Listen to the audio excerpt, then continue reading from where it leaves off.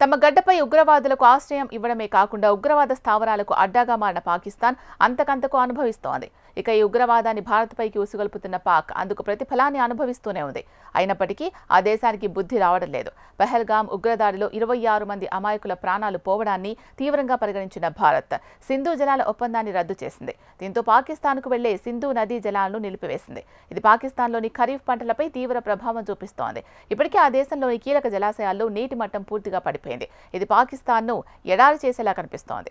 సింధు పరివాహక ప్రాంతంలో 15% నీటి ప్రవాహం తగ్గడంతో ఇప్పటికే ఈ వేసవిలో పంటలు ఎండి తీవ్ర కష్టాల్లో పడిన పాక్ రైతులకు రాబోయే ఖరీఫ్ సీజన్లో మరిన్ని కష్టాలు తెచ్చిపెట్టే అవకాశాలు ఉన్నాయని నిపుణులు ఇప్పటికే తీవ్ర ఆందోళన వ్యక్తం చేస్తున్నారు. తాజా లెక్కల ప్రకారం పాకిస్తాన్లోని ఖైబర్ పఖ్తుంఖ్వా ప్రావిన్స్లో ఉన్న టార్బెలా ఆనకట్ట వద్ద సింధు నది నీటి మట్టం 1465 మీటర్లకు పడిపోయినట్లు తెలుస్తోంది.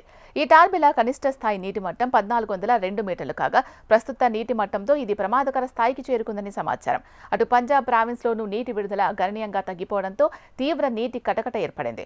గత ఏడాది జూన్ 5వ తేదీన 1.44 లక్షల క్యూసెక్కుల నీటి విడుదల ఉండగా ప్రస్తుతం అది 1.24 లక్షల క్యూసెక్కులకు పడిపోయినట్లు గణాంకాలు చెబుతున్నాయి.